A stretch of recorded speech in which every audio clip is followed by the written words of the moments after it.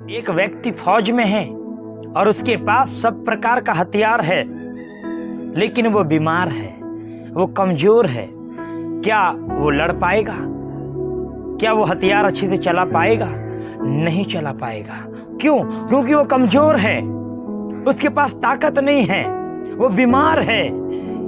मेरे प्रियो, उसी प्रकार आज की कलीसिया, आज के विश्वासी कमजोर हो चुके हैं।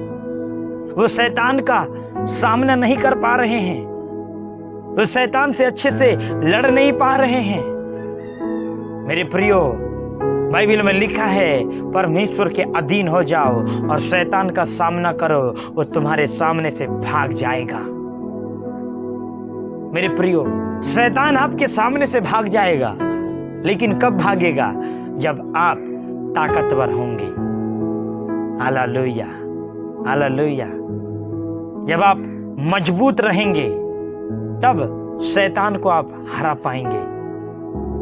शैतान भी ताकतवर है। यस, आपका जो विरोधी है वो ताकतवर है। उसे गरजने वाला सिंह कहा गया है। और जो शेर होता है वो कमजोर नहीं होता, वो ताकतवर होता है। मेरे प्रियो, शैतान को हराना है तो आपको ताकतवर बनना पड़ेगा। और आप ताकतवर कैसे बनेंगे? कलीसिया ताकतवर कैसे बनेगी? एक विश्वासी ताकतवर कैसे बन सकता है? प्रार्थना के द्वारा। यस मेरे प्रियो, यही है आत्मिक युद्ध के हथियार, और वो है 7वां हथियार है प्रार्थना। बिना प्रार्थना जीवन के आप शैतान को नहीं हरा सकते। यस, बिना प्रार्थना जीवन के आप शैतान को नहीं हरा सकते।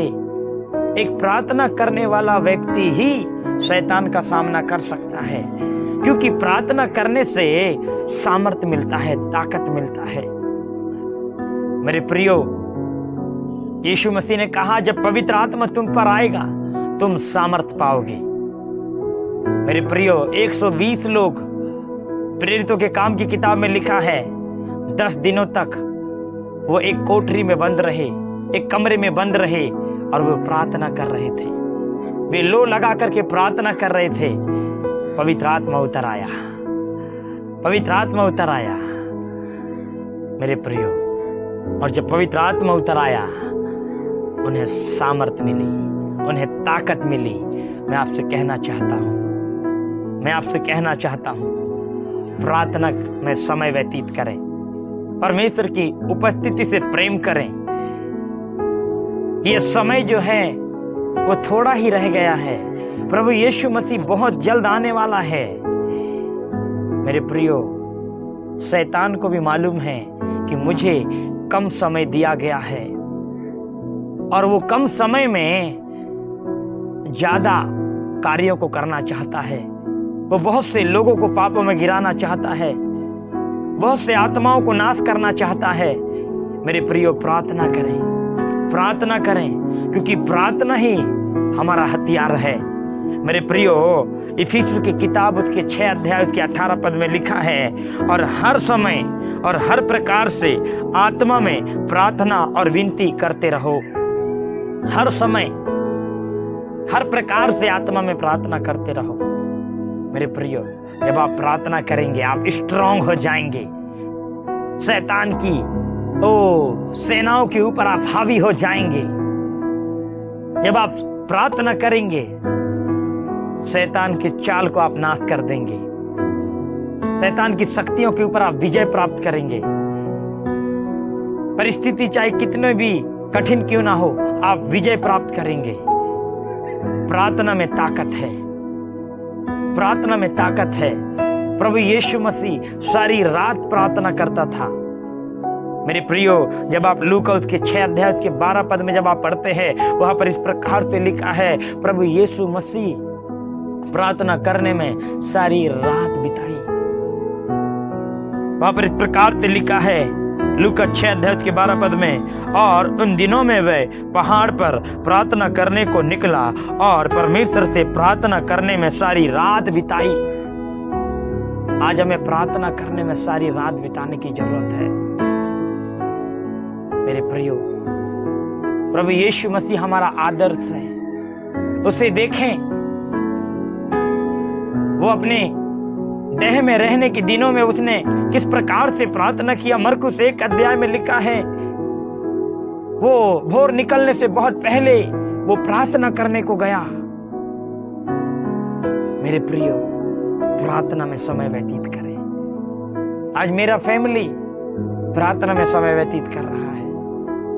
यस, हमारा खेती बाड़ी नहीं है, हालेलुया, हम प्रार्थना करते हैं। हर दिन परमेश्वर किसी न किसी को भेजता है। हर दिन परमेश्वर हमारे लिए उपाय करता है, हमें घटी कमी होने नहीं देता। मेरे प्रियो, लूका 22 अध्याय 46 पद में लिखा है, उठो प्रार्थना करो कि तुम परीक्षा में ना पड़ो। हालेलुया। प्रभु यीशु मसीह अपने चेलों से कह रहे हैं, उठो, हमें उठना है प्रार्थना के लिए। प्रार्थना करो ताकि तुम परीक्षा में ना पड़ो। आज बहुत से लोग परीक्षाओं में पढ़ करके विश्वास से पीछे हट गए। आज बहुत से लोग जिन्होंने बपतिस्मा तो लिया, लेकिन उनको संसार प्रिय लगा और उन्होंने अपने उद्धारकर्ता को छोड़ करके संसारिकता में वो चले गए। क्या कारण था? प्रार्थना की कमी। क्योंकि जो व्यक्ति प्रार्थना करता है वो व्यक्ति मजबूत रहता है। मेरे प्रियो, मैं आपसे कहना चाहता हूं, इब्रानियों की किताब उसके 10 अध्याय उसके 37 पद में लिखा है, क्योंकि अब बहुत ही थोड़ा समय रह गया है, जबकि आने वाला आएगा और देर ना करेगा। प्रभु यीशु मसीह का आना बहुत निकट है। थोड़ा समय रह गया है और इन थोड़े समय में हमें प्रार्थना में, परमेश्वर की उपस्थिति में, वचन में समय व्यतीत करना है। मेरे प्रियो, प्रार्थना जीवन ही मसीह जीवन का असली जीवन है। हालेलुया। मैं आपसे कहना चाहता हूं, लूका 21 अध्याय के 36 पद में लिखा है, इसलिए जागते रहो और हर समय प्रार्थना करते रहो कि तुम आने वाली घटनाओं से बचने और मनुष्य के पुत्र के सामने खड़े होने के योग्य बनो। जब तक आप प्रार्थना नहीं करेंगे, आप मजबूत नहीं बन पाएंगे। आपको प्रार्थना क्यों करना है? क्योंकि आप मनुष्य के पुत्र प्रभु यीशु मसीह के सामने आप खड़े होने के योग्य यदि आपको बनना है तो आपको प्रार्थना करना पड़ेगा। क्योंकि प्रार्थना ही आपको स्थिर करेगा, प्रार्थना ही आपको मजबूत करेगा। हमारी कलीसिया में कुछ दिनों से हमने सुबह और शाम को लगातार संगति की एक घोषणा की है कि लगातार हम संगति में रहेंगे।